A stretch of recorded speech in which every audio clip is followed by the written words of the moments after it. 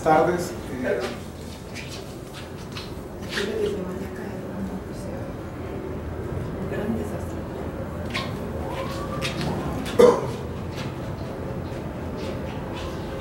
Bueno, mientras conversamos me gustaría como ir pasando algunas imágenes de mi trabajo, aunque en realidad lo que me gustaría es que tuviéramos un diálogo a partir de lo que es el título de la presentación.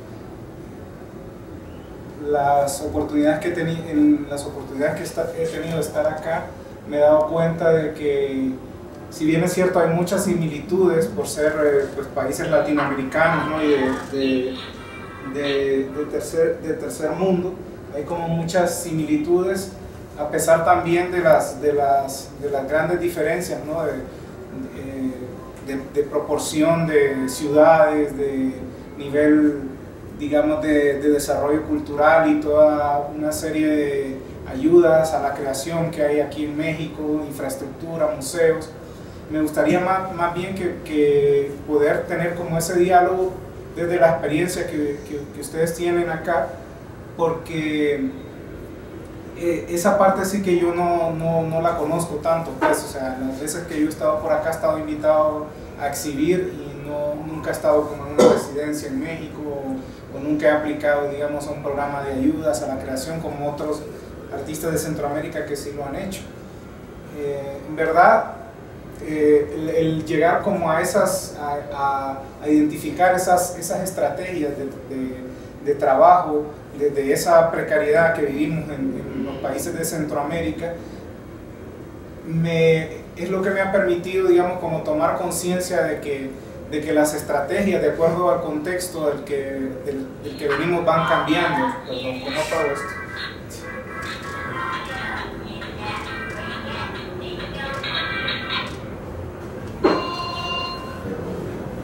Seguro están preguntando si llegamos bien.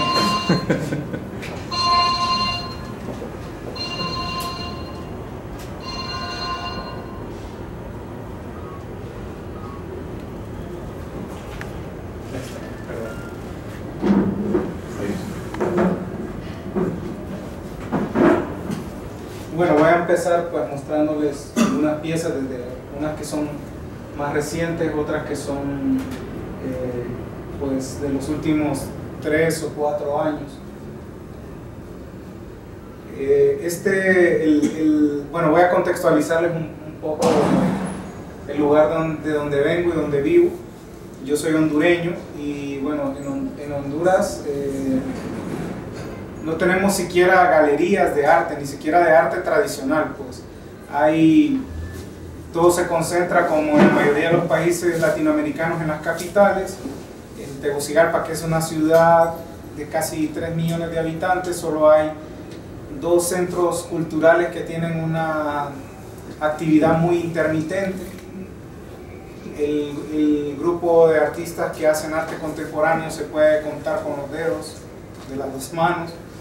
Sin embargo, a pesar digamos, de esa precariedad institucional y de infraestructura, sí hay como una producción sistemática, digamos que como les decía, muy concentrada en la ciudad de Tegucigalpa, con una comunidad del arte muy reducida, donde los artistas son los que hacen que se desarrolle esa escena, ¿no?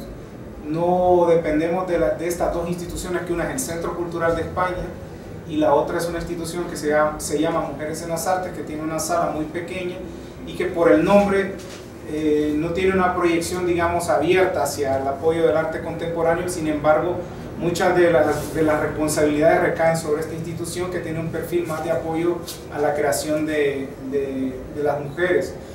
Ellos son los que organizan la Bienal en Honduras, que luego los artistas seleccionados van a la Bienal Centroamericana, y la Bienal es el evento más importante, digamos, de artes visuales que sucede en el año.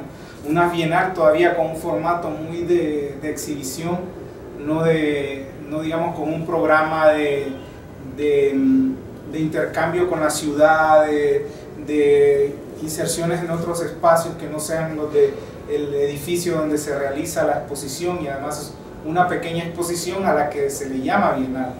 El formato mismo, ¿no? Que es un concurso y hay una selección de 6 artistas que son los que van a representar a Honduras en la Bienal Centroamericana, que es como otra exposición grande, que a pesar de todos los cambios que se han suscitado en la región, en cómo ha ido cambiando el trabajo de los artistas, esas instituciones, por más sugerencias que vienen de afuera, de curadores, críticos, de miembros de la misma comunidad del arte ahí en Centroamérica, no cambia, pues siguen insistiendo en mantener un formato de exhibición donde le ponen límites espaciales a las piezas de 2 por 2 metros. Entonces es como un contexto bastante, digamos, pueblerino, ¿no? del arte, con mucha influencia de la tradición moderna, pero de una tradición moderna también bastante precaria.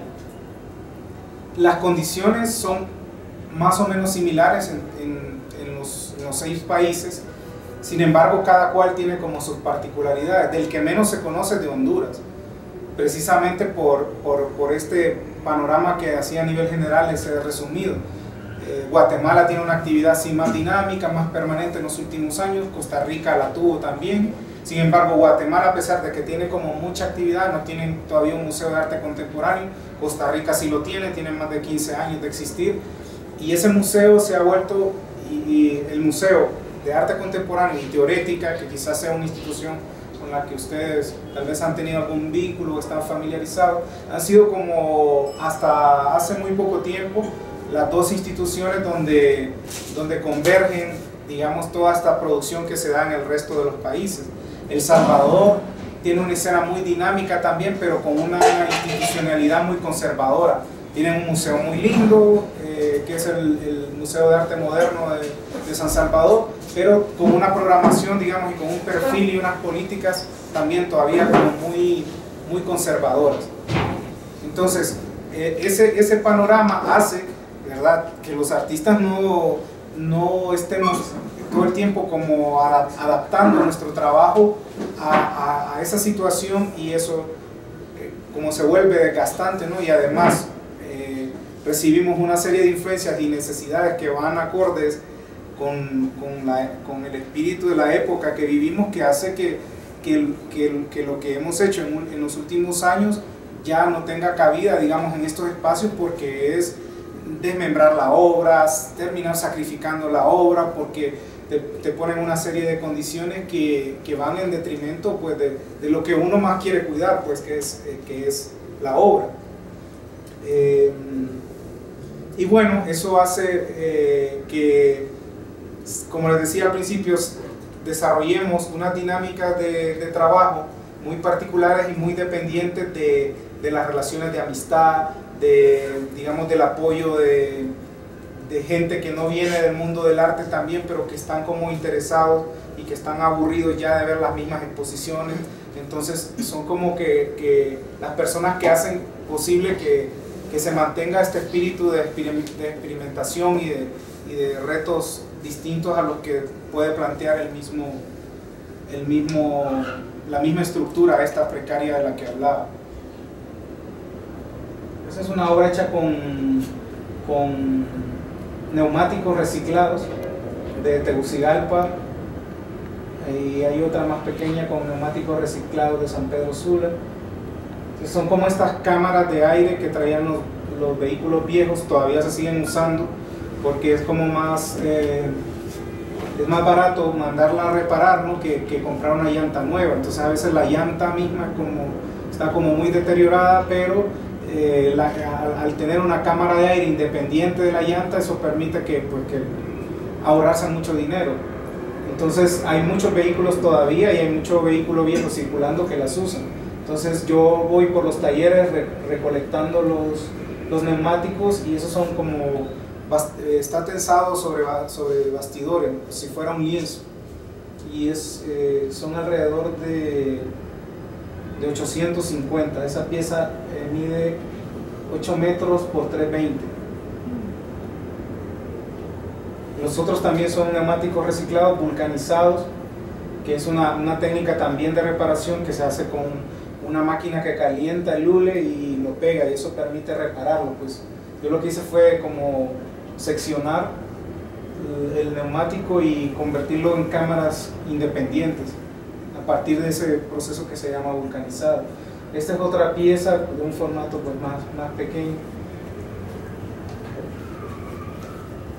Bueno, otro aspecto que quería mencionar es que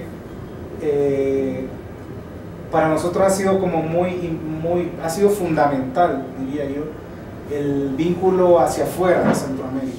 O sea, no podríamos sobrevivir haciendo lo que hacemos solo ahí, en ese contexto, porque las oportunidades son mínimas, ¿no? Y por mucho que uno genere también cosas, es muy difícil hacerlo con los propios recursos.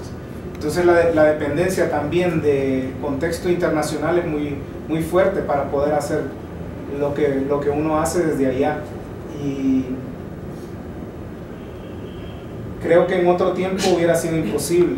Y eso explica un poco también la historia misma del arte de Honduras. Pues, antes del internet, el vínculo que los artistas locales tenían con internacional era casi nulo.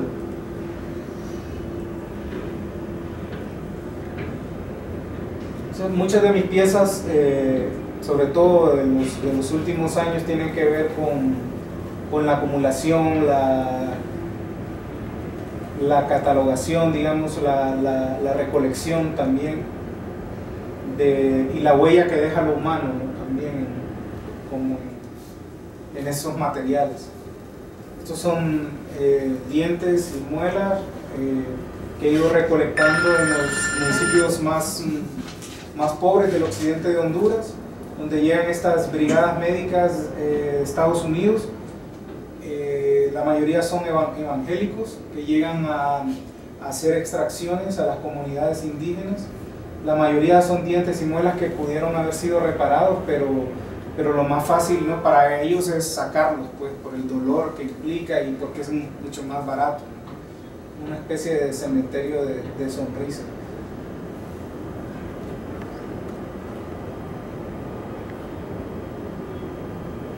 Bueno, ahí explico un poco lo que les decía. Esta pieza es sí, bueno, si están familiarizados con el tipo de mesa, esta de coffee table, ¿no?, que siempre se tiene así en los apartamentos, y entre la comunidad del arte casi siempre nos encontramos ahí los libros de Taschen. Y yo lo que hice fue picar un libro de Taschen entero con esta perforadora en forma de estrellas, aludiendo un poco a que Taschen es como una fábrica de estrellas, ¿no?, fugaces.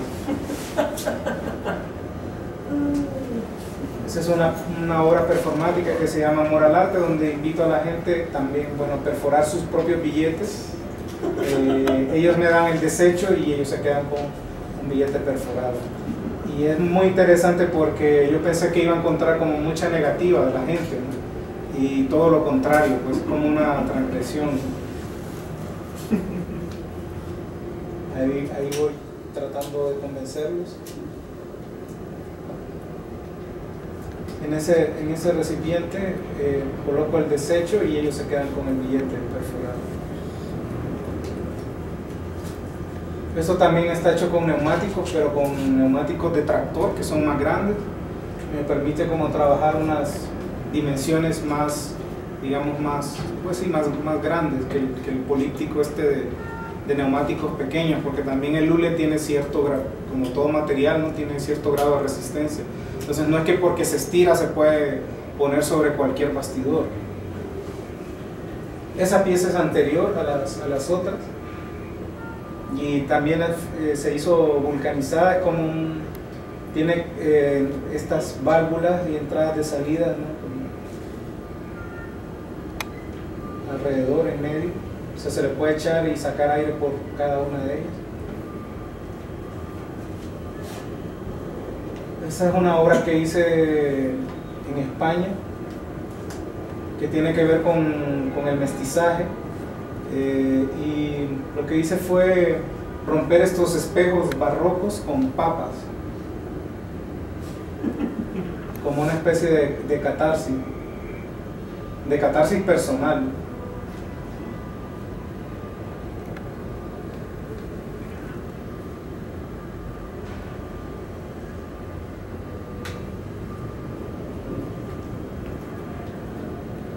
Bueno, mi trabajo es muy ecléctico, diría yo. Tuve una formación de nivel medio en una escuela de arte en Honduras, que es la única formación artística decente que uno puede recibir allá, que es como que después del ciclo común vas ahí y tomas como una especie de bachillerato, ¿no?, en artes. Es lo único que hay.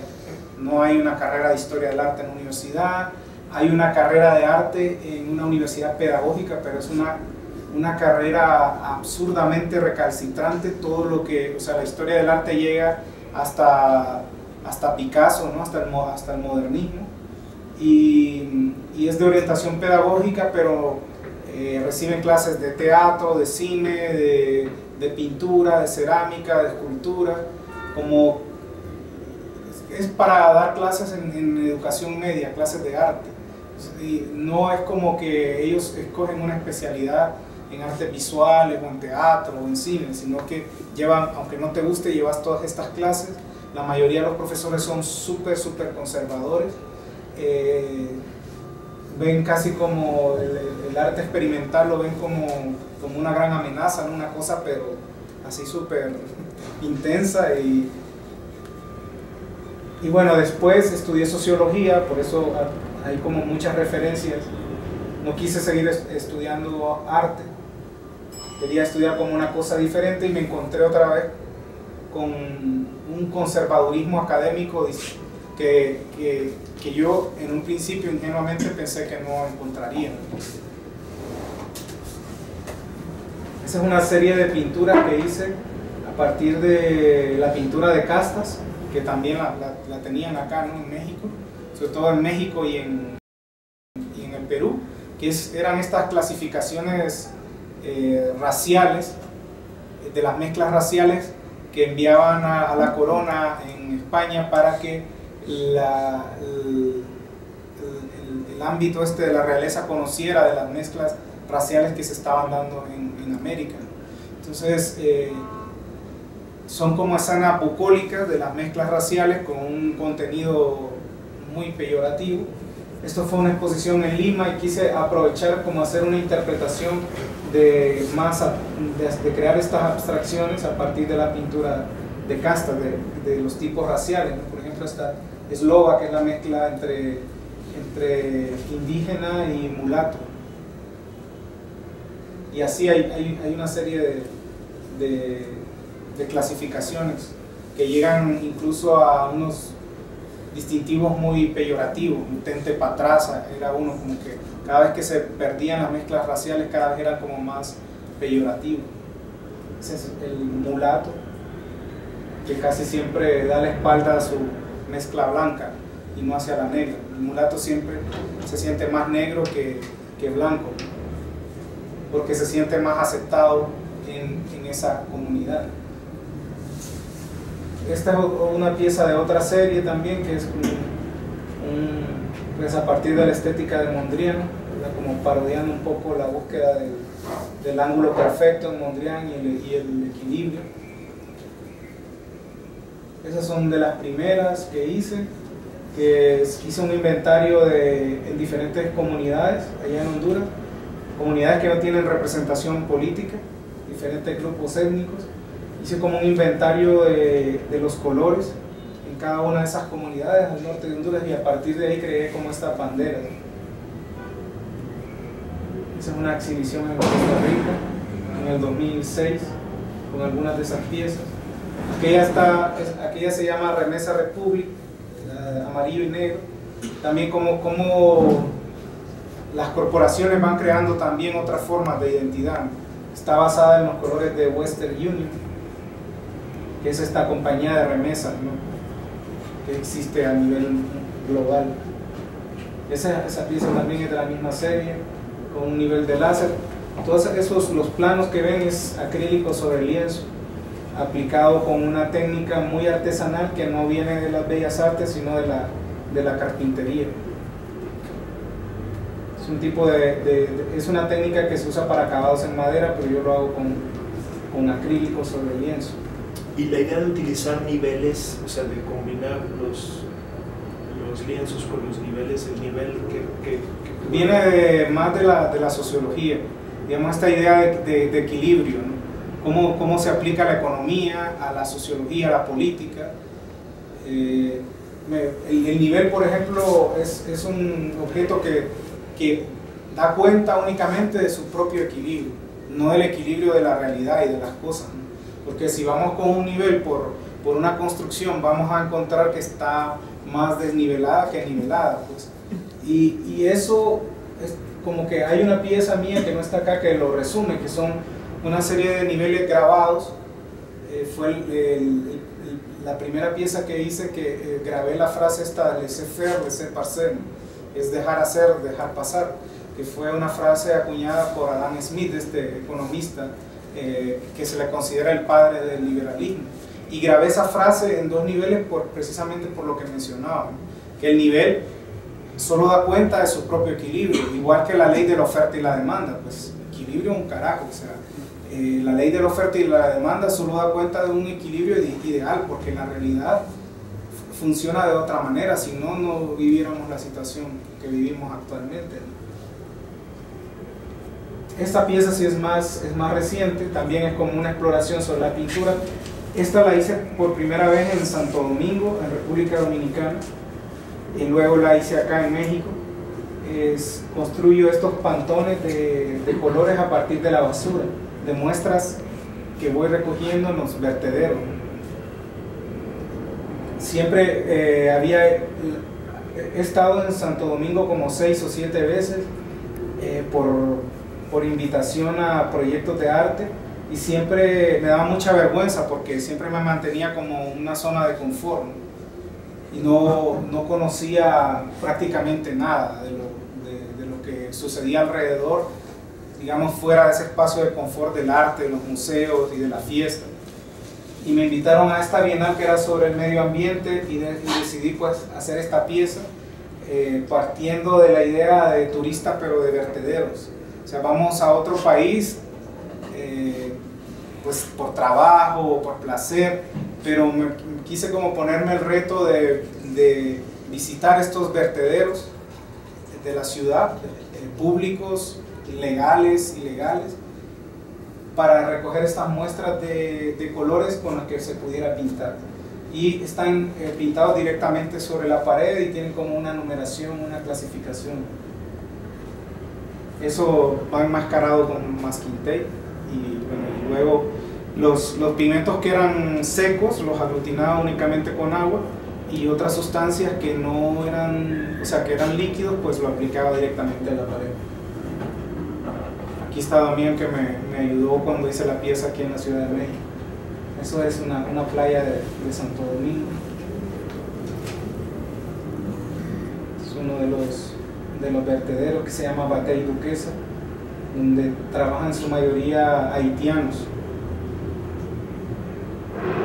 Y aquí hay como unas instrucciones de cómo hacer un paisaje, ¿no?, de la ciudad. Fue una pieza que generó mucha atención. Querían mandarme casi que al sótano del museo a hacerla, ¿no?, porque olía también, y porque mostraba, digamos, una cara que la institución no quería mostrar, ¿no?, de la ciudad. Y la misma Bienal, que era un proyecto sobre medio ambiente, pero tenían estos aires acondicionados enormes, gastando ese montón de energía. Habían traído piezas enormes de diferentes países, pagando un montón de dinero, contaminando con el traslado de esas piezas, ¿no?, con esos aviones que llegaban. Había muchas piezas que hablaban sobre el medio ambiente, pero que eran efímeras y usaban materiales digamos que después iban a ser desechados, ¿no?, y que no eran biodegradables. Yo quería como generar esa tensión dentro de la Bienal. Esto ya es acá en la Ciudad de México, los pigmentos clasificados.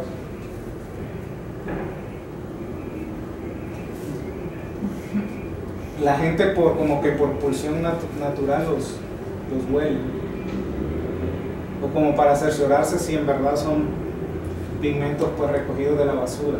Ahí hay de todo, o sea, se ve hermoso, pero ahí hay cualquier sustancia que ustedes se puedan imaginar.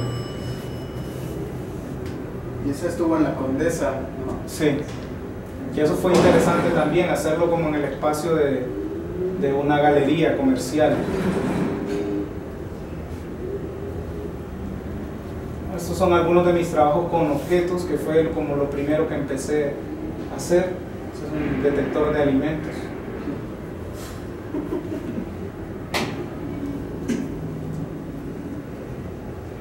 Estas son algunas piezas que hice mientras trabajaba en la cárcel haciendo talleres.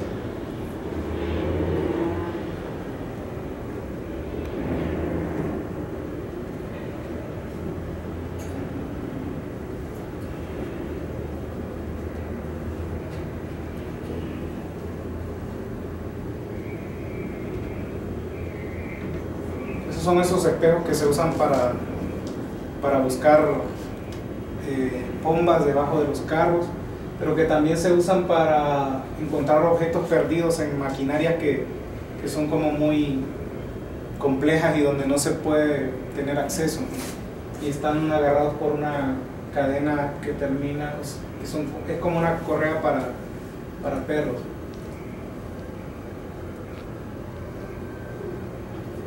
Esos son estos timbres que se usan para llamar a la servidumbre. Toda esta serie de piezas con objetos, como les decía, se generaron trabajando en la cárcel. Tuve la dicha de que este trabajo en la cárcel coincidió con una lectura muy fundamental para mí, que fue Vigilar y Castigar de Foucault.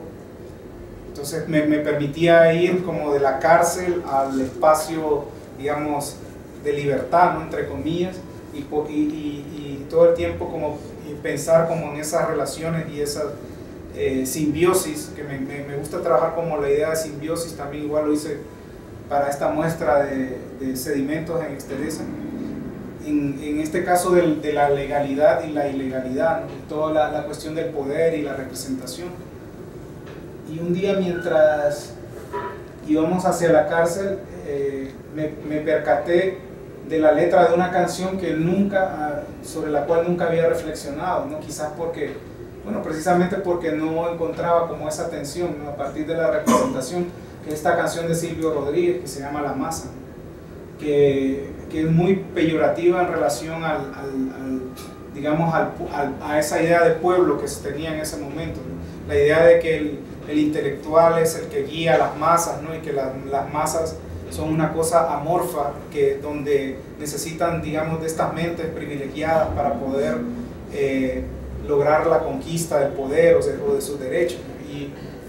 Y en verdad que buena parte de mi obra es un cuestionamiento personal a la idea de representación, y el arte está como muy permeado de eso, ¿no?, de ese vicio, ¿no?, de creer, digamos, que tenemos un protagonismo político que en realidad no es tan cierto, ¿no? Y me interesa como cuestionar eso también, incluso en la misma pieza de pintura mural, ¿no?, que le llamé así también un poco en alusión también a la historia del muralismo.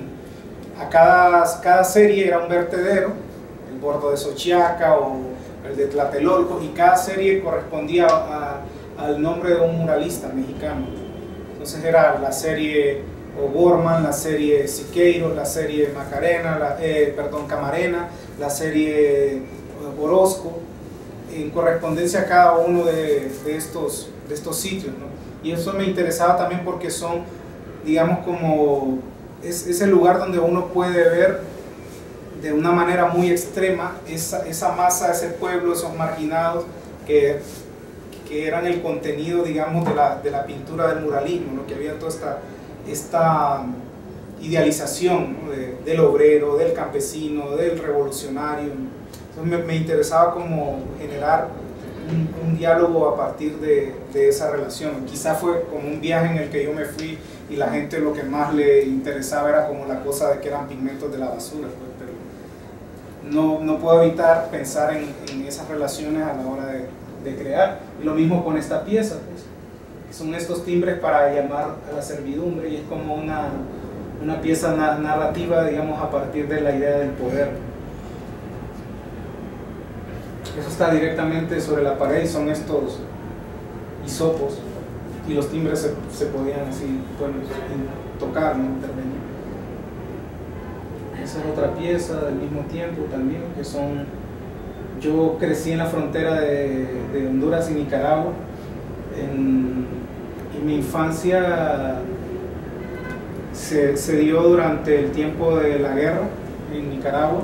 Yo vivía en un barrio donde estaban asentados refugiados de la contrarrevolución, y esas cajas vienen de ahí.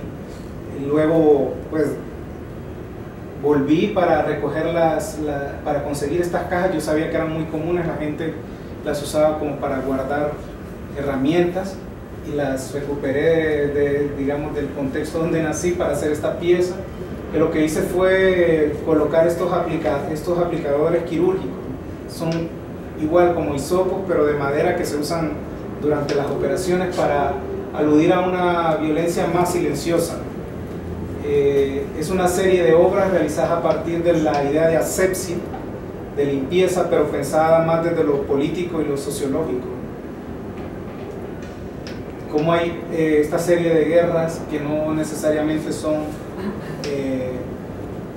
con balas y con fuego, ¿no?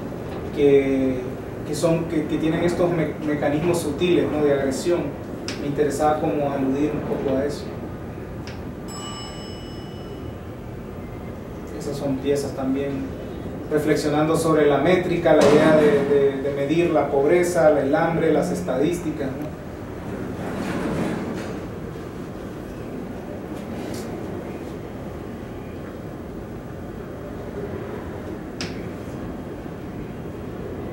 Ese es hilo dental, hisopos. Es una de las primeras piezas que hice con objetos.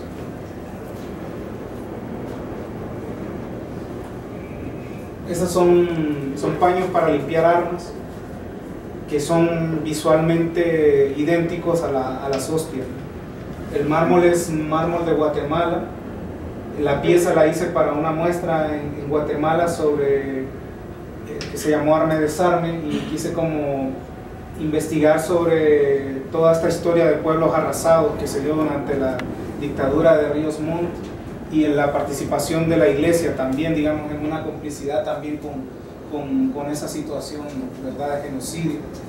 Y esas las compré en una armería, y simplemente son estos platos de acero inoxidable sobre este bloque de mármol de Guatemala, que tiene un verde así como militar.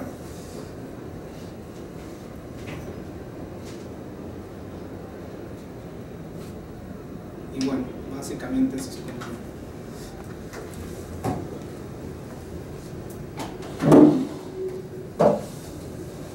No se puede poner como para que corran las imágenes.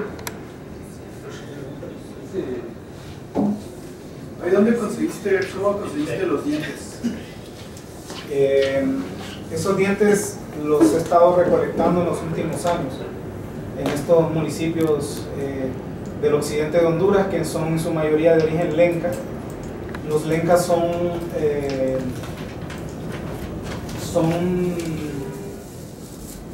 los lencas vienen su origen es mexicano, mexica.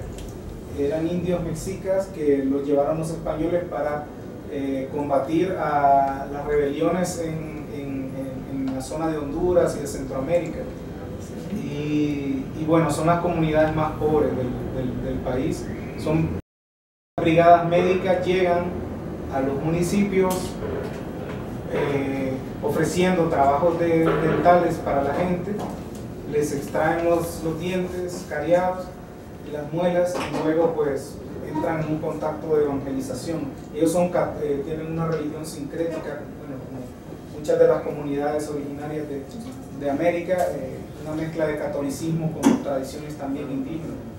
Y bueno, hay un ascenso de conversión al protestantismo gracias a estas brigadas médicas y odontológicas que llegan, que en realidad lo que hacen son extracciones, pues no hacen reparaciones dentales. ¿No les pides a la gente los dientes? No, yo tengo ubiqué algunas clínicas dentales en esta región, y estudiantes de la carrera de odontología que hablan inglés, a los cuales contratan los evangelistas para traducir, ¿no?, cuando están haciendo las extracciones. Entonces ellos me recogen los dientes y las muelas y las esterilizan, y llevamos ya como más o menos como casi 5 años recolectando. O sea, esa es una pieza, pero voy a realizar otra serie de piezas también utilizando los dientes y muelas. La idea es que si alguna de esas piezas se vende, los fondos van para una clínica donde puedan hacerle trabajo, digamos, gratuito de reparación y no de extracción en las comunidades. Es una pieza que ha circulado mucho, estuvo en la Bienal de Venecia también, pero es una pieza difícil, pues, de ubicar. Quizás tal vez en una colección pública, porque no sé, tendrá que ser muy perverso, ¿no?, un coleccionista como para quererla tener ahí en su casa. Yo no la puedo ni ver. No, yo sé que hay. Yo no la puedo ni ver, o sea, a mí me genera me incomoda mucho ver la pieza. Yo la monto y paso como que cuando tengo que estar ahí, porque es muy fuerte. Perdón, ¿como de qué tamaño es esa pieza? Porque ahí Es así, está en una bandeja de acero inoxidable y hay alrededor de unos 2.500, 3.000 dientes y muelas. Pero ya hemos acumulado más. Antes yo los contaba, pues ya hay tantos que ya ni vale la pena contarlo.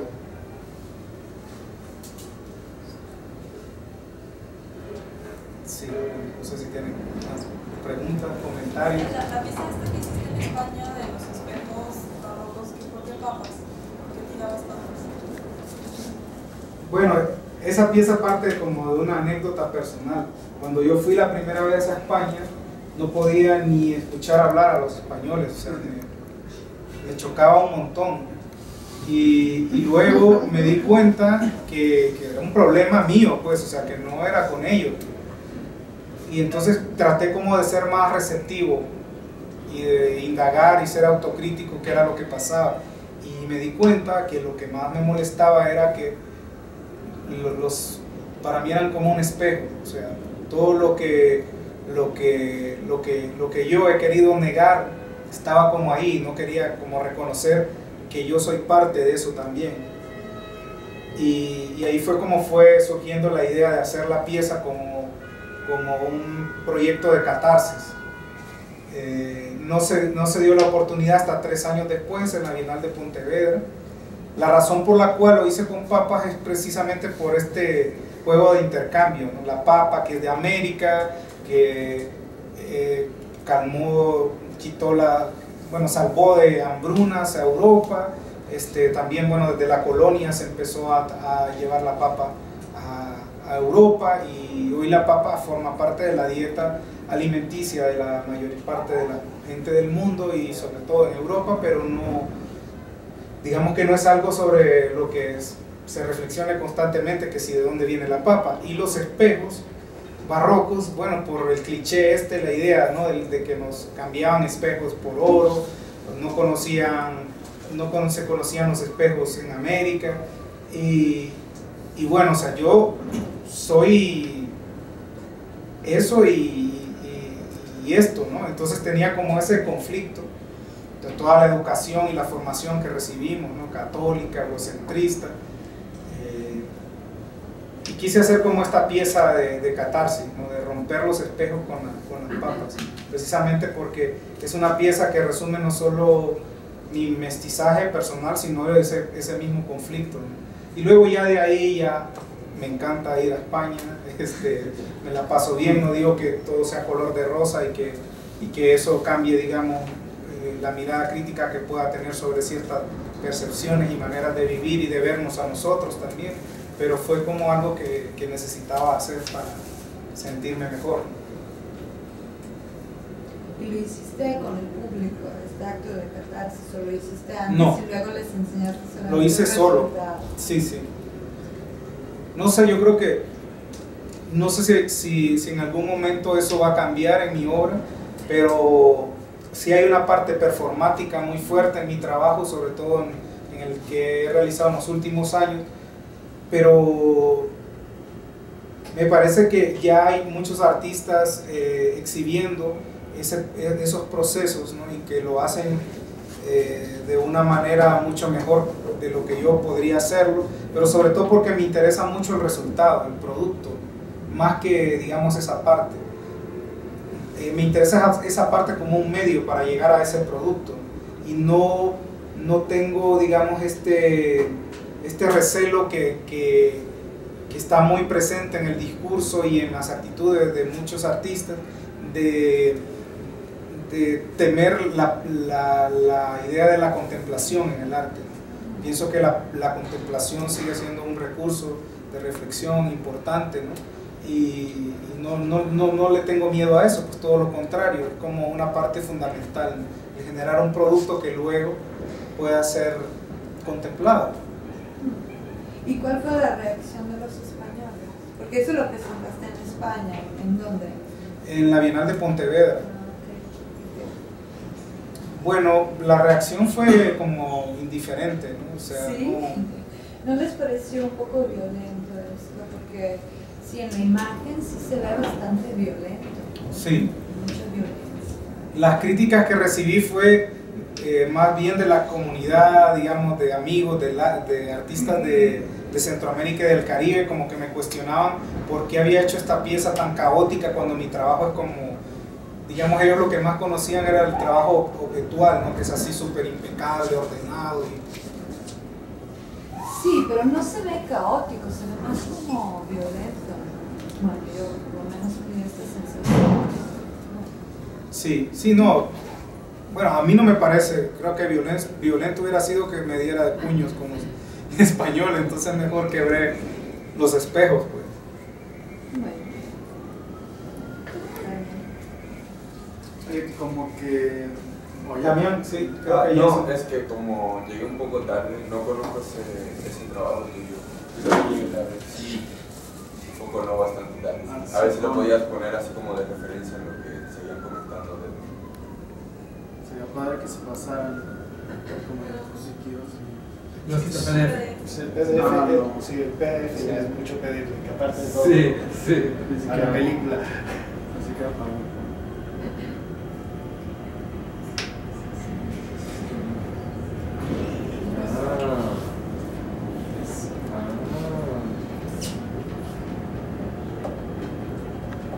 ¿Cuál es el título?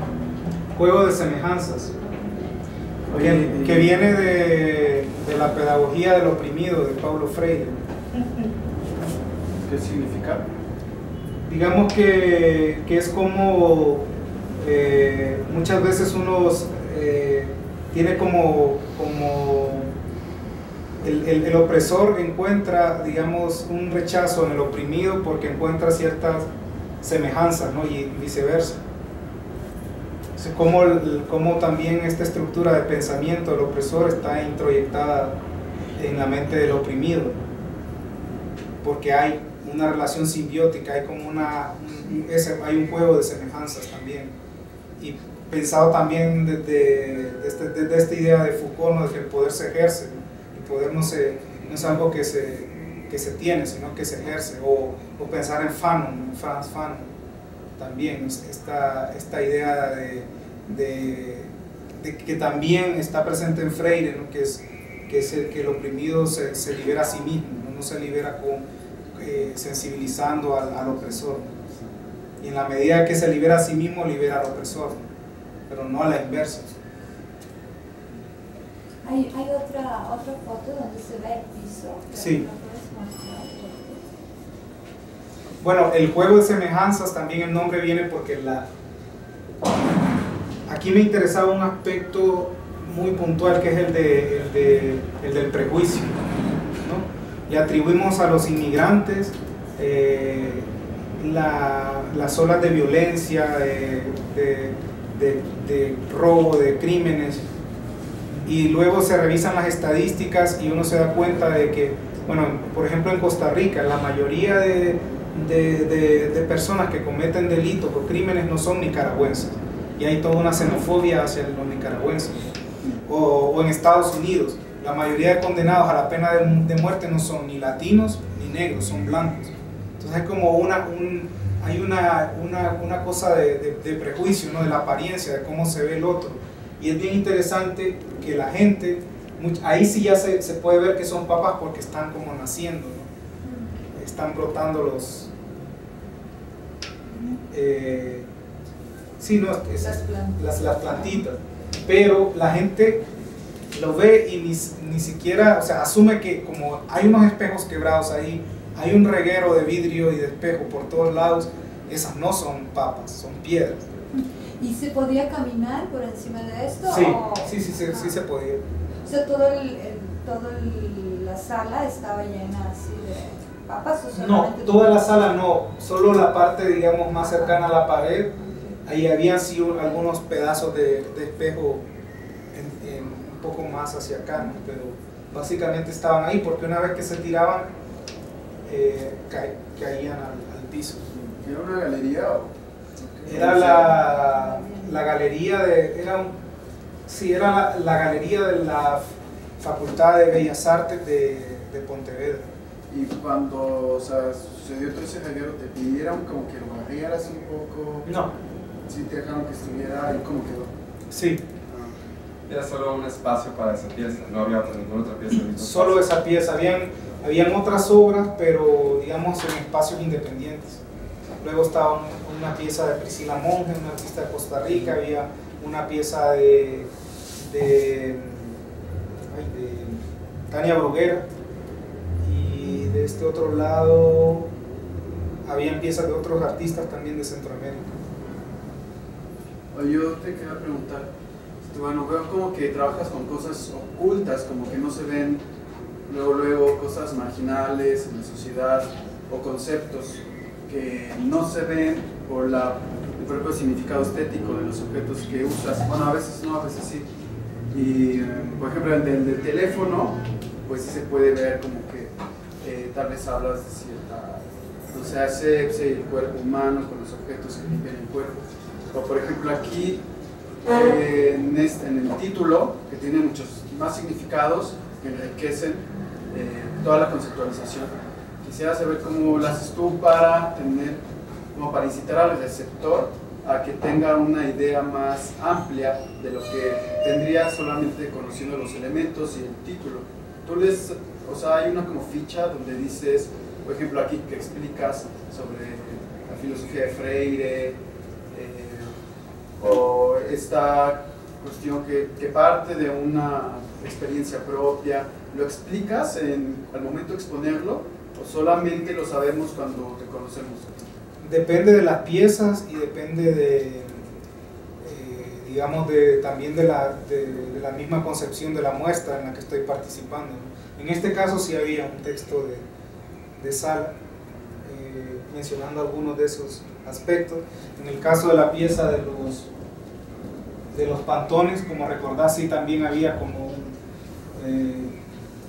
pero no trabajado como una explicación, sino más bien como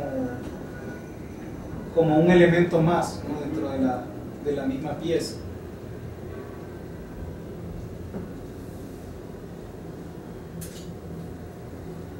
Sí, lo digo porque a veces el arte conceptual, o experiencial o contextual se queda muy restringido, el significado a veces sí se queda muy restringido a lo que puede ver el espectador o el receptor, y a veces falta un poco más de que el artista detone más significados. ¿Esta de cuál es? De Santo Domingo, de pintura mural. Ah, sí, sí venía a ver eso. Pero como te digo, no es tanto una explicación, ¿no? Sino que aquí como pensar en una idea de paisaje diferente. Pero eso sería como una parte de la obra, ¿no? Sí.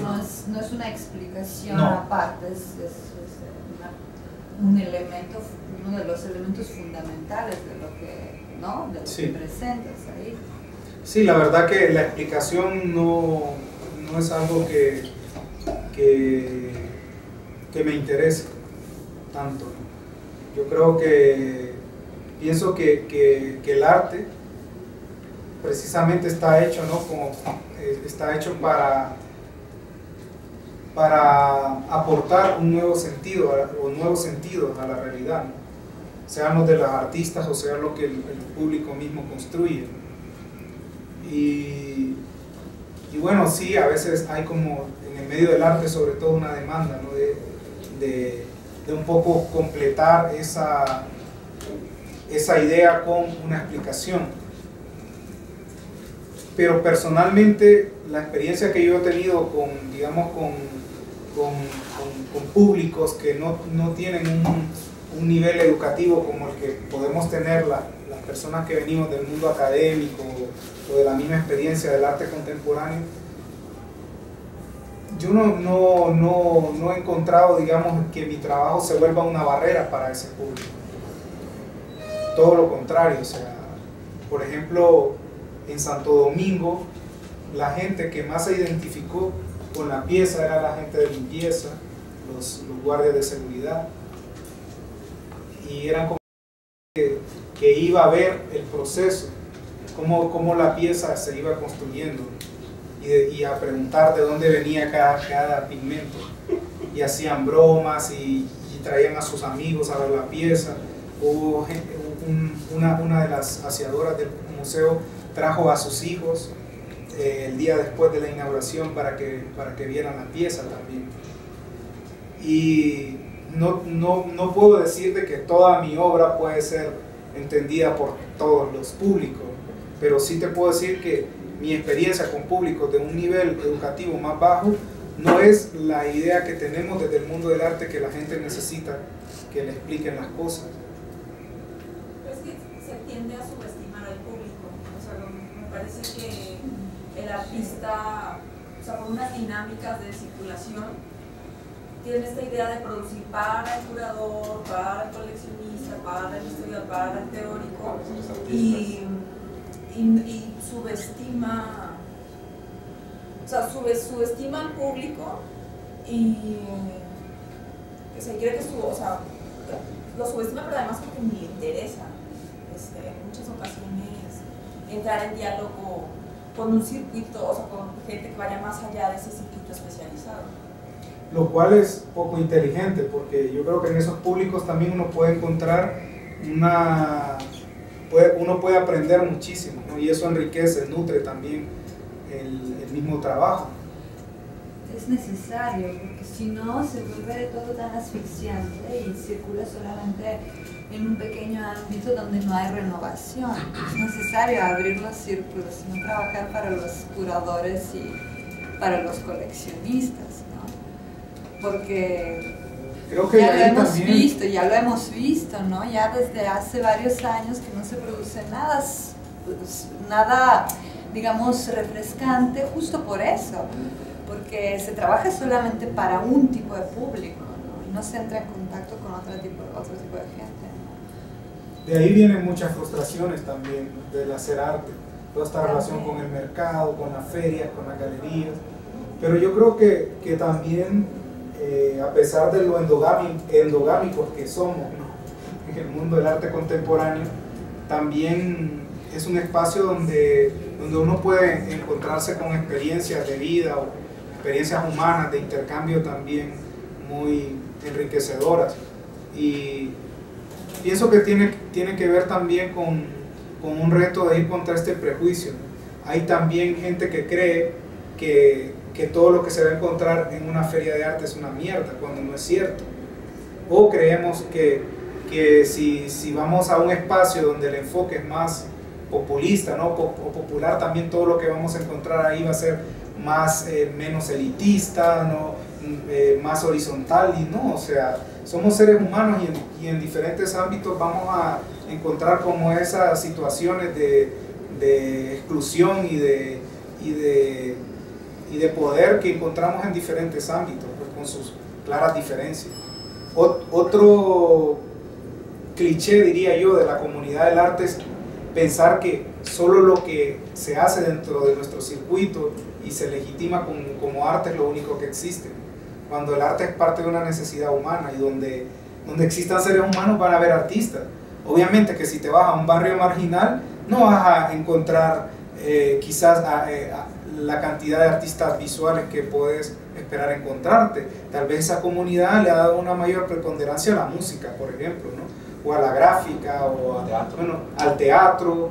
El pueblo donde yo nací, por ejemplo, hay una serie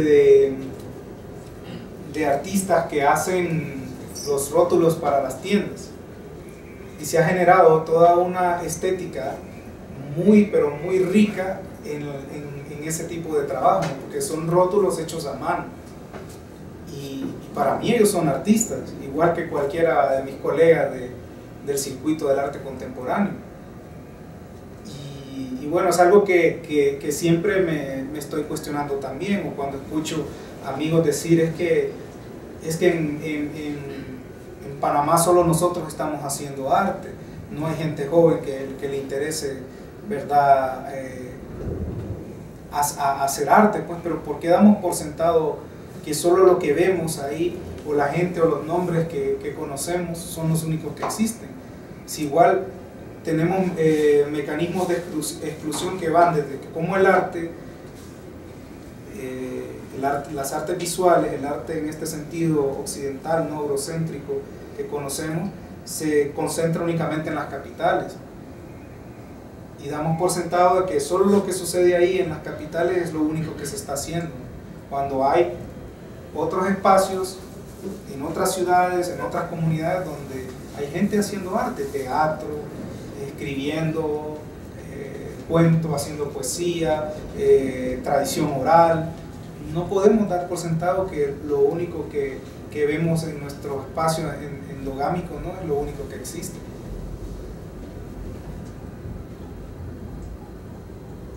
Esta es una pregunta que surge a raíz de, bueno, me recuerda justo que una de tus piezas con los niveles la una curaduría que trajo Rosina Casari a Centro Cultural de España en 2009-2010, no, en el 2010 creo, y había otras piezas de artistas de Centroamérica.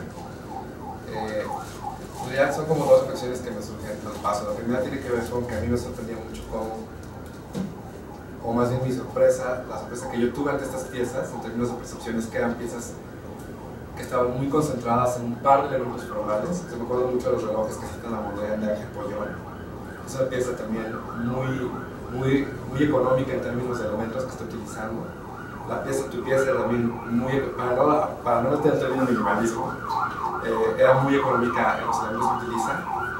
Y entonces, incluso ahora con la muestra que trabajo con la colectiva que está junto con tu expo, también es esta cuestión de tener cosas muy puntuales, resueltas con la menor cantidad de materiales, que tengan una vinculación directa con el público, aunque no quede claro si hay un mensaje o no. Y lo pregunto porque no sé si esto es como una suerte de sin querer, o sea, de una manera que haya sucedido así. Una suerte de sello del arte contemporáneo en Centroamérica. Yo sé que lo que estoy diciendo es hablar del estereotipo, pero me ha parecido que mucho del trabajo, incluso es que, por ejemplo, lo que tus esculturas me recuerdan mucho el trabajo de Ariel Orozco, que tiene que ver con esta cosa de trabajar con la menor cantidad de materiales y trabajar con esta cosa de torcer el sentido común de los objetos o el uso cotidiano de los objetos. Por ejemplo, Ariel tiene esta pieza que acaba de hacer, de que regaló una botella de Mont Chandon, la rompió y volvió a pegar en la botella con la pedacería que logró, ¿no? Y era como de intentar volver a rescatar la integridad de este recipiente, que en realidad no es tan valioso como el contenido que se perdió para siempre, que era el champán, ¿no? O tiene esta serie de cervezas en las cuales él se bebe la cerveza, vuelve a orinar dentro del vaso de la botella de cerveza y la sella otra vez, ¿no? Como esta imposibilidad de recuperar la esencia de ese recipiente, ¿no? Entonces, a mí me llama mucho la atención esto, sobre todo el hecho de que sean como, en términos formales, espaciales y materiales, siempre pocas piezas, pocos elementos, en donde lo que sí logran es que concentres tu atención en el objeto y en el espacio, que eso fue lo que a mí no me gustó de la museografía de la muestra de Centro Cultural de España, que era una museografía infame para museografiar, y entonces todo estaba apretado, todas las piezas, estaba aquí la pieza tuya, en una esquina estaba la experiencia, estaba tuya, aquí estaba el pollón, o sea, todo estaba muy apretado, digo, por cuestiones que estaban fuera de control de Rosina y de ustedes, pues, ¿no? Pero me da mucho la impresión cómo en esta producción hay como esta cuestión de la economía de recursos. Igual es una cosa que estoy viendo en estas piezas escultóricas, el último tramo. No sé si en algún momento esto has reflexionado sobre ello. Bueno, no solo he reflexionado, sino que esa influencia es fundamental en mi trabajo, pues el diálogo con los artistas de la región que trabajan en esa dirección.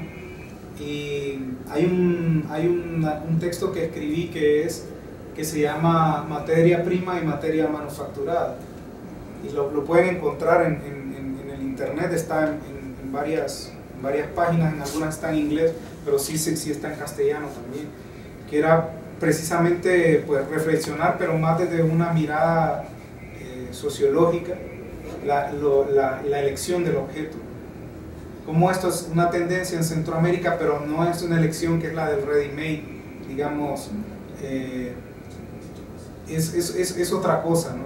Y me interesó la relación entre esa producción de objetos que se da de arte objetual en Centroamérica y la teoría de centro-periferia. La teoría centro-periferia ha sido un referente en el arte, sobre todo latinoamericano, donde por primera vez aparece, digamos, esa relación en términos teóricos y del circuito, es en la Bienal de La Habana, en los años 90, y luego se empieza a hablar como recurrentemente de cómo, ¿verdad?, hay ciertos países o circuitos, ¿no?, que están en una relación desigual en cuanto a los centros de poder, y toda esta idea de hacer de nuestros propios contextos centro de creación, toda esta cuestión política, ¿no?, de esa situación centro-periferia. Sin embargo, rastreando y explorando lo que se había dicho sobre la teoría centro-periferia aplicado al arte, me di cuenta que no tocaban un aspecto fundamental, que es la elección del material. Entonces, ¿por qué en el caso particular de Centroamérica esto se ha vuelto algo muy recurrente, una necesidad en ciertos miembros de esa comunidad artística, incluido yo? Y empecé a indagar cómo la elección del material condiciona el resultado, pues, del arte, de las piezas, haciendo una comparación entre el arte que se produce, digamos, en los países que consideramos centro, ¿no?, o los circuitos que consideramos centro, y el arte que se produce en los países denominados periféricos, en este caso, pues, la región de Centroamérica. Y bueno, y me di cuenta de que había una serie de condiciones que tienen que ver con aspectos económicos que condicionan la elección del material en estos países y en estos otros. Entonces, sí, hay una tendencia hacia lo efímero en la tradición del arte contemporáneo, pero también paralelo a eso hay artistas que trabajan con materiales que duran, pues, que duran mucho, como el bronce, el acero inoxidable, el aluminio. Pero esa tecnología, digamos, está al servicio de unos artistas que pertenecen a unos contextos muy específicos de países industrializados. Hay artistas como el mismo Jeff Koons, ¿no?, este artista belga Vindelbois, que trabajan y aprovechan esas condiciones de industrialización para generar piezas monumentales o piezas hechas con materiales más duraderos. Al mismo tiempo que está toda esta tendencia de hacer un arte efímero, sea performático o sea contemplativo, ¿no? Pero digamos, la investigación que estaba haciendo no llegaba al punto que yo quería que llegara, y que pudiera encontrar algo que teóricamente respaldara también esa posición. Y entonces empecé a encontrarme con ¿cómo se llama?, con aspectos muy puntuales de esa teoría centro-periferia que se origina en Brasil, y también la teoría del intercambio desigual de un economista que se llama Samir Amin, que es un economista egipcio, ¿no?, que lo que plantea básicamente es que este proceso de industrialización en ciertos países genera una dependencia, precisamente porque condena a unos países a ser eternos productores de materia prima y a otros países a ser productores de materia manufacturada. y luego estos países productores de materia prima importan esa materia manufacturada ya a unos precios exorbitantes, que eso contribuye a generar este desarrollo económico desigual en unos países y en otros. Y bueno, ahí ya había encontrado una justificación para pensar eso desde la producción del arte. Y pienso, y puede ser una especulación, bueno, de hecho lo es, que lo que ha influido en que en Centroamérica se haya fortalecido esta tendencia de lo objetual ha sido precisamente esa relación. Es más accesible para los artistas modificar objetos ya manufacturados que proponerse hacer estos proyectos más complejos y que requieren de esta tecnología compleja para producir arte. De hecho, las peores piezas que yo he visto en arte contemporáneo que se hacen en nuestros países son esas piezas pretenciosas, ¿no? que quieren como emular esta grandilocuencia y monumentalidad y digamos este nivel de sofisticación, ¿no? que se logra gracias a tener a disposición esta serie de recursos de los países industrializados. Entonces se vuelve como muy pretencioso a veces y el resultado es como muy, digamos, con un nivel de factura muy chambón, pues como muy forzado. No, es muy distinto cuando eso es intencional, pues porque yo sé que también en algunos artistas eso puede ser como muy intencional, ¿no? Como parodiar esta situación, ¿no? Eso en una instalación que hizo recientemente Lázaro Saavedra, este artista cubano, que no se fue, digamos, por esta línea de Alexander Arrechea o de este otro que vive en Madrid, de Carlos Garaycoa, que ya ellos, al ser artistas de países de tercer mundo colocados en una situación privilegiada en el primer mundo, adoptan, digamos, esos recursos para producir arte. Entonces ahora nos encontramos con piezas de artistas que vienen de México, que han nacido en México, como Gabriel Orozco o Garaycoa, que viene de Cuba, haciendo estas piezas súper sofisticadas, pero es porque ya están en el circuito del centro, ¿no?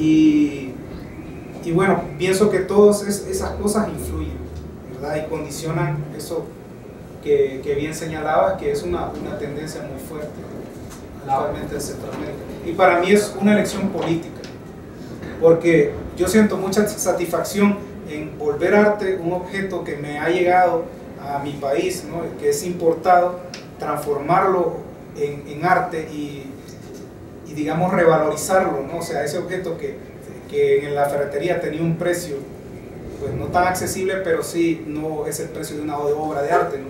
Hacer una presentación y volverlo una obra de arte y que lo compre un coleccionista en Suiza me parece pero fantástico. Sí. Digamos que ahorita con todo esto y pensando en el asunto de la materia, y aparte que no va a estar, digamos que nuestro santo local,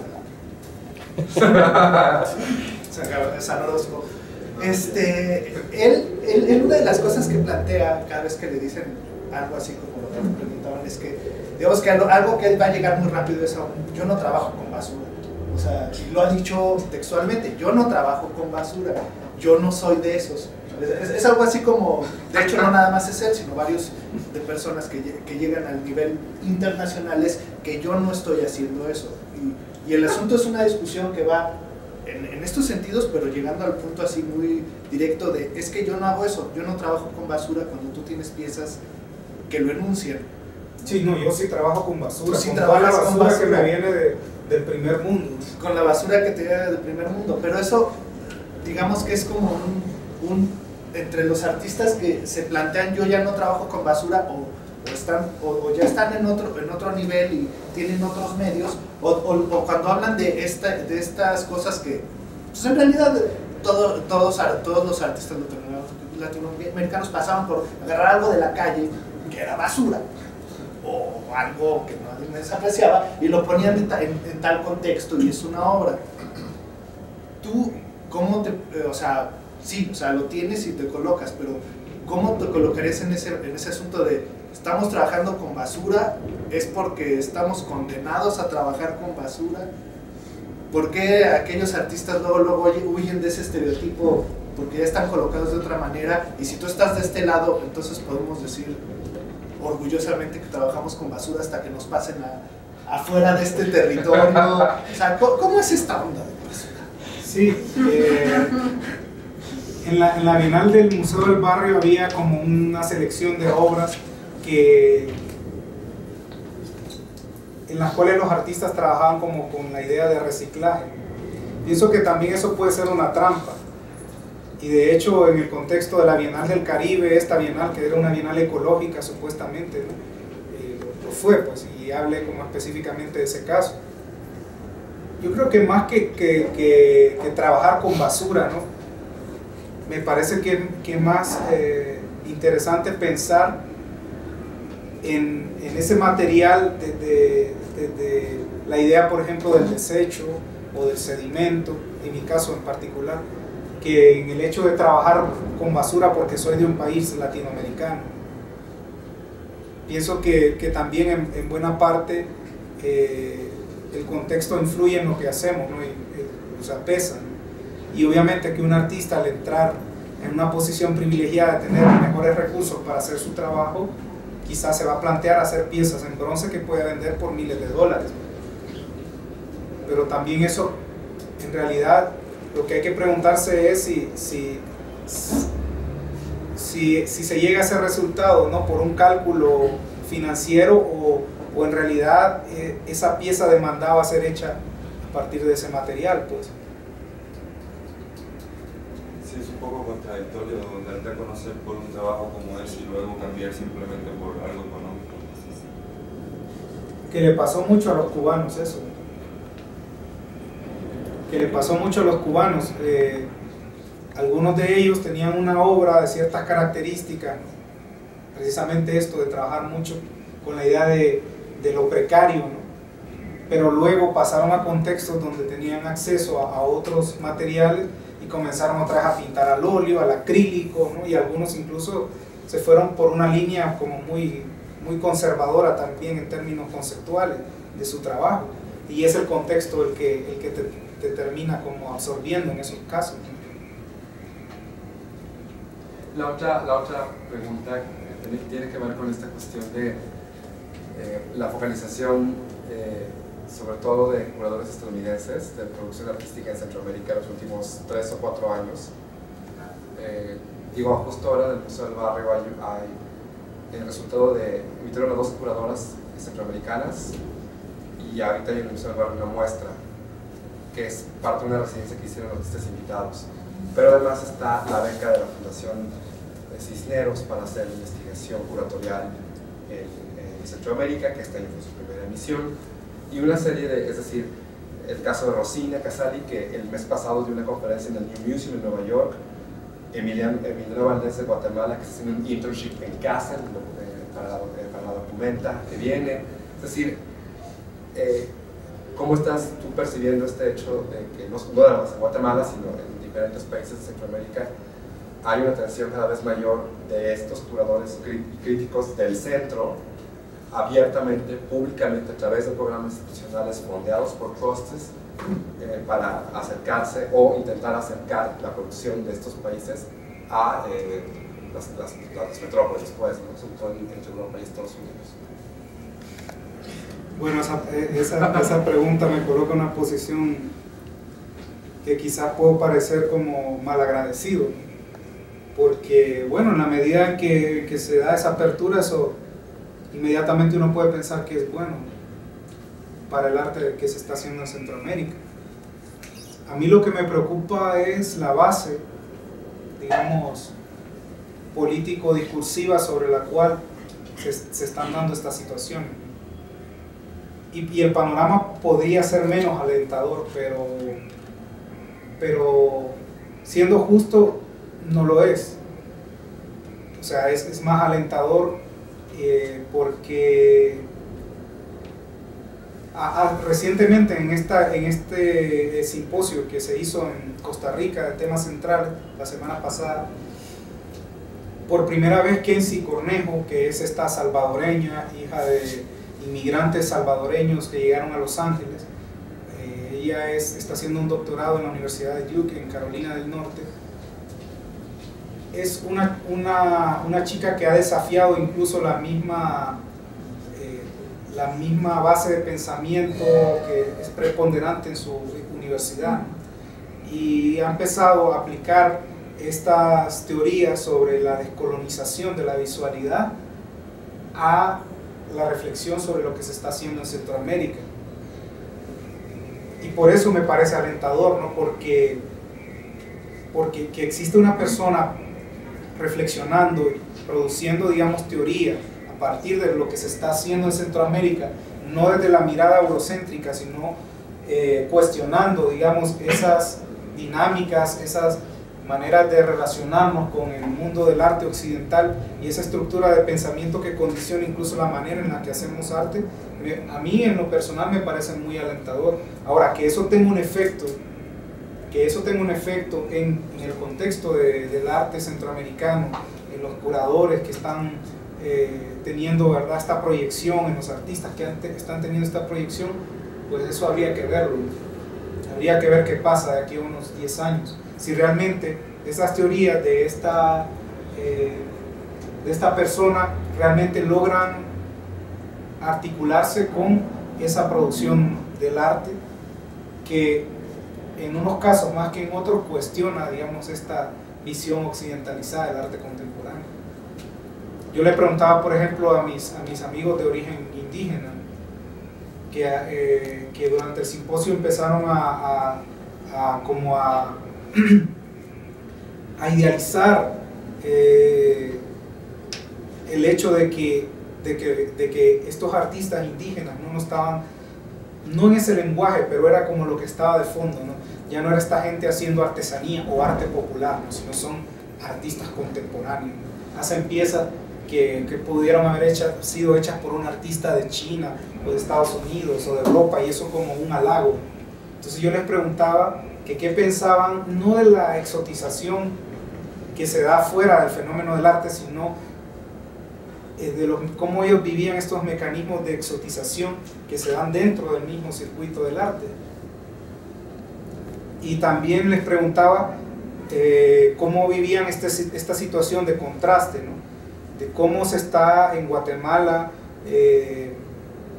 está surgiendo como una élite intelectual indígena, pero que esa situación contrasta con las situaciones de pobreza extrema que se dan en las comunidades. Y creo que fue fueron como dos preguntas como muy fuertes, ¿no?, porque ellos como que, claro, o sea, eso es nuevo y están como empezando a asimilarlo. Quizás no era el momento como para preguntarlo, pero sí quería como plantear esa situación para generar, digamos, una discusión que espero tener con ellos la próxima vez que los vean. Y en otro contexto, digamos, ustedes, los artistas centroamericanos, ¿no forman parte también de esa exotización? Sí, claro, por supuesto que sí, hay toda una exotización y autoexotización también.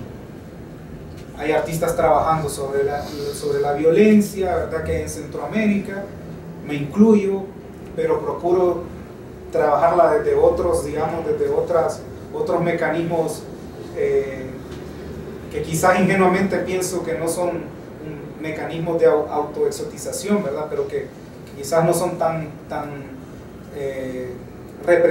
de asumir posiciones representativas. Ustedes aquí mismo en México pues también han vivido eso, ¿no?, toda esta exotización que hay de la pornomiseria, ¿no? Yo creo que no ha sido solo una cosa de Centroamérica, sino también de México y de otros países de Medio Oriente o incluso la misma China. Yo personalmente no creo en la representación incluso dentro del mismo arte. No creo que uno como artista debe hablar en nombre de los marginados, los pobres, los desposeídos. No creo eso. Pero es como una elección personal. Representación política. Sí. Y por otro lado también sí he sido uno de los que ha cuestionado, ¿no?, cómo nosotros mismos también como artistas respondemos a estos discursos y a esto que se espera, ¿no?, del artista que viene de Centroamérica, que trabaje sobre las maras, sobre la violencia, sobre los femicidios, el abuso a la mujer, ¿no? Hay como también nos volvemos cómplices al reforzar también ese cliché, y eso no es gratuito, que también son moda.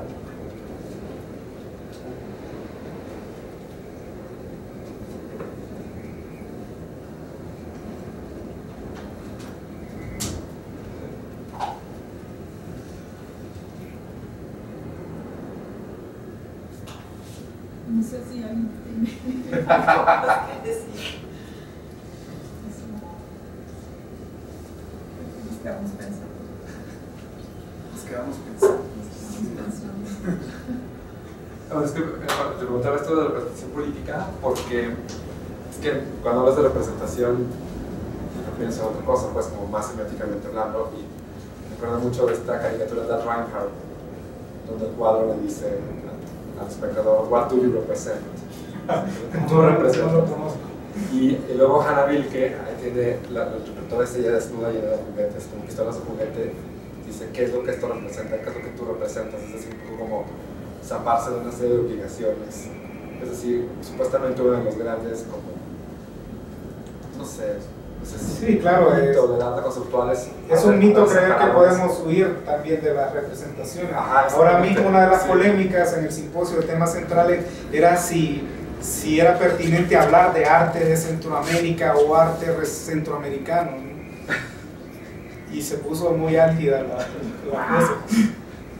Sí, porque yo también creo que son como denominaciones que estereotipan demasiado, ¿no? Las cosas.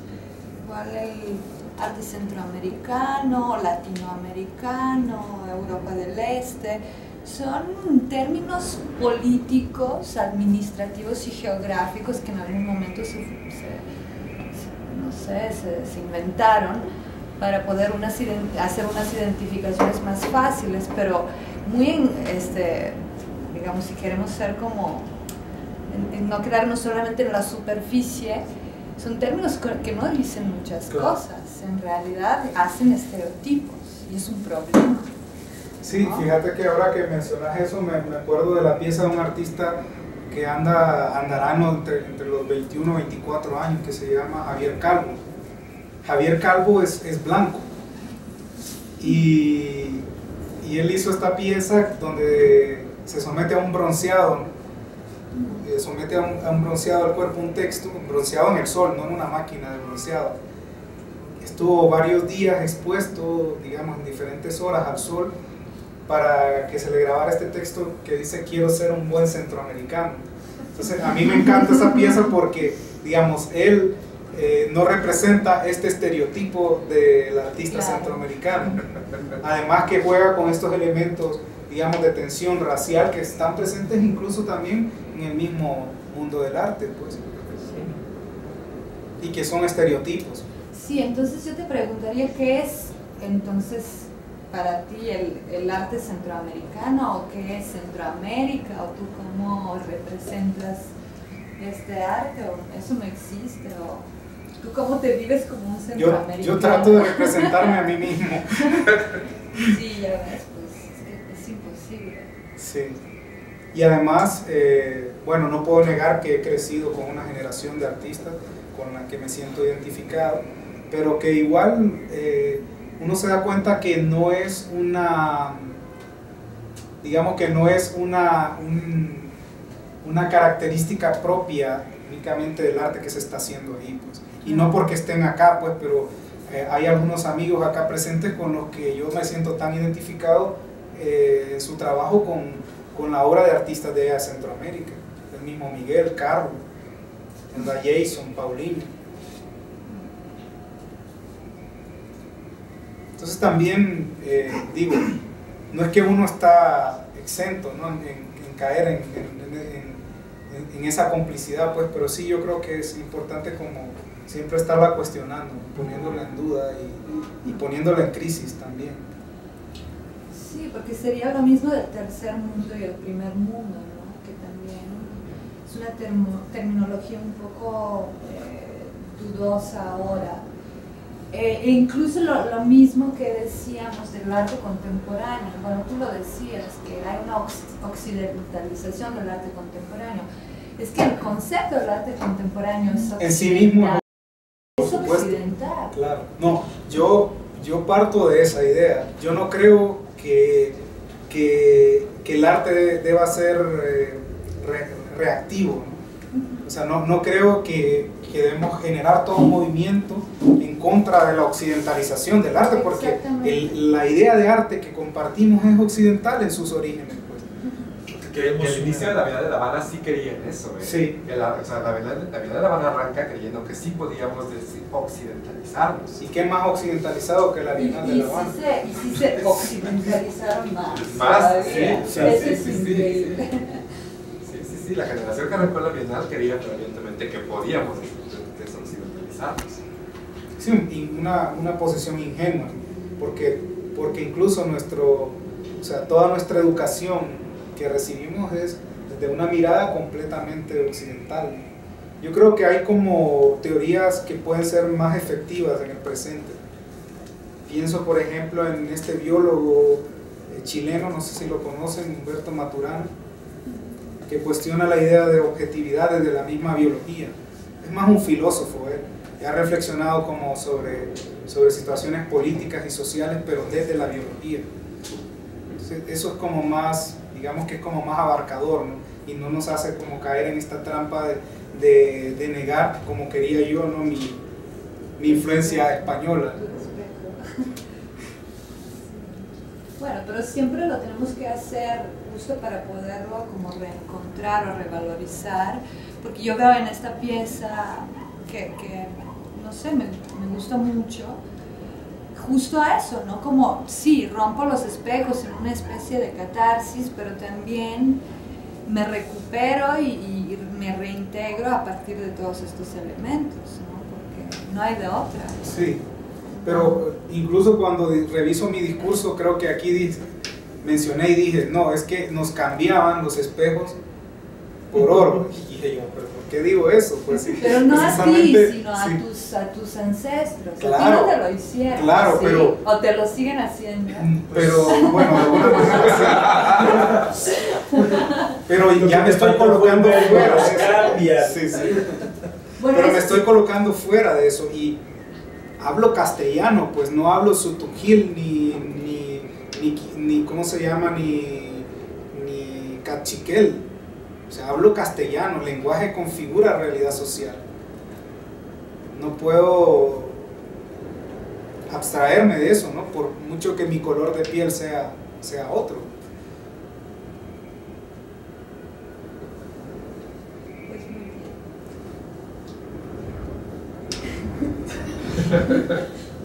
Si quiere podemos dejar acá. Ay, lo de Exteresa, yo no he ido. ¿Qué hiciste ahí? Ahí hice es un proyecto que llevamos trabajando con el curador, con Eder Castillo, más o menos 4 años. El proyecto también parte como de una reflexión sociológica que es la simbiosis trabajo-ocio. Y bueno, hay 4 piezas. Una de las piezas se llama Yunque y Martillo, es una pieza también performática que genera como un resultado a partir de un objeto, de la ambigüedad de un objeto, en este caso un martillo, que no es un martillo común porque en la parte donde debería tener la uña esta para sacar los clavos, lo que tiene es un destapador. Entonces ese objeto ambiguo es el que genera la performance, que es una fiesta donde invitamos a algunos amigos de la comunidad del arte a participar en la construcción de la obra, pero de una manera desenfadada, ¿no? Era como una fiesta donde lo único que pedíamos era que sacaran la taparrosca de la cerveza con este martillo, y aplastaban la taparrosca y luego la clavaban en un muro.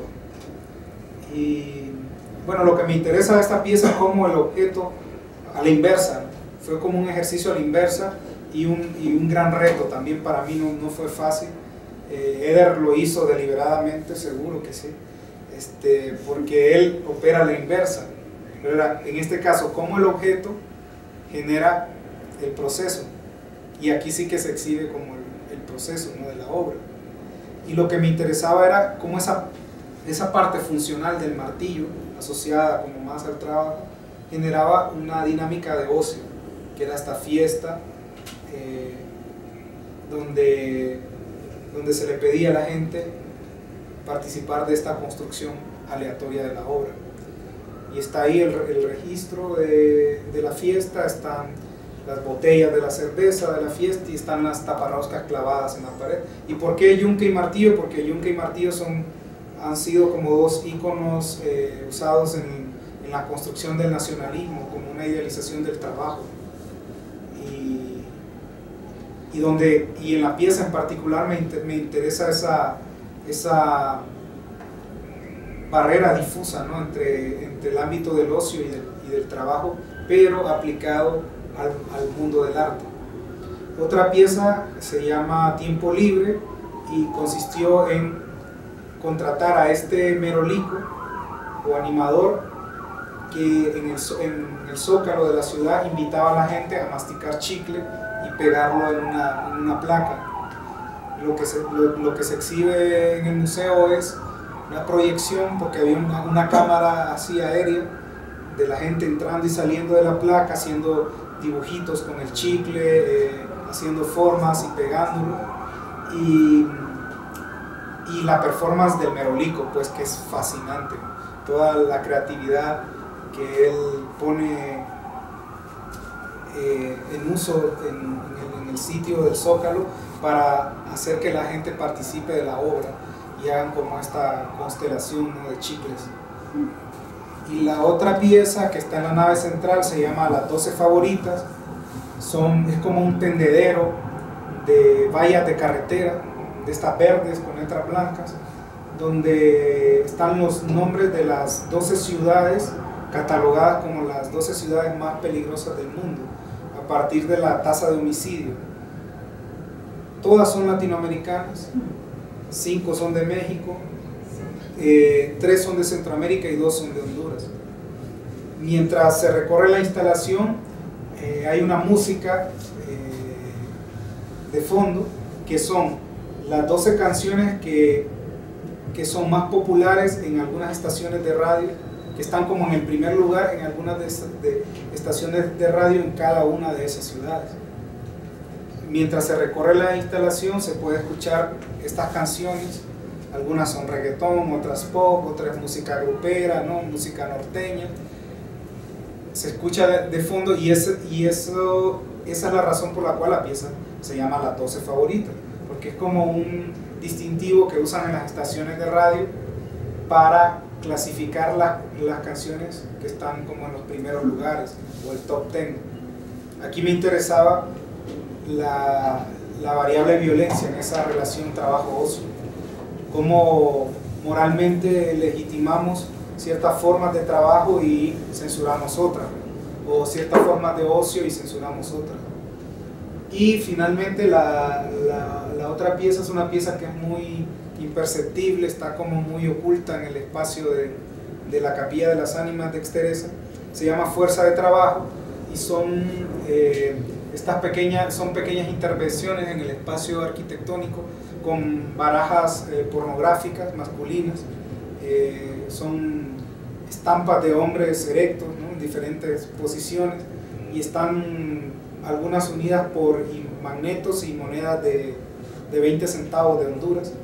Aquí en esta pieza en particular me interesaba la dimensión de género y específicamente la categoría, digamos, conceptual de virilidad asociada a la fuerza de trabajo, como en los espacios laborales hay toda una construcción de la masculinidad a partir de la virilidad en unos espacios más evidentes que en otros. Pienso, por ejemplo, en el ámbito del arte, o sea, en nuestro ámbito, ¿no?, y en el ámbito de un taller de mecánica, por ejemplo.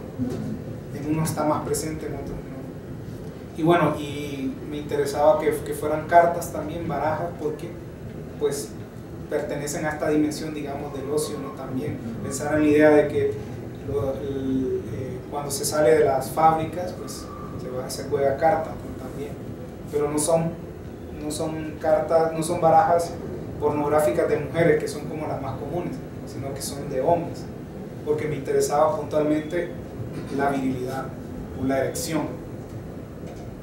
Y algunos son de diferentes tamaños, los penes, ¿no? Unos tienen más pequeños, otros más grandes. Esas son como las 4 piezas. ¿Hasta cuándo se queda? Hasta el 17 de junio.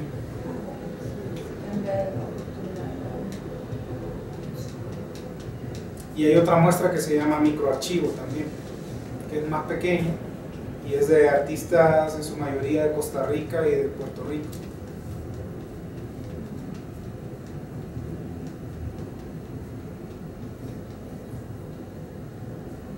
Gracias por venir, no pensé que iba a venir tanta gente.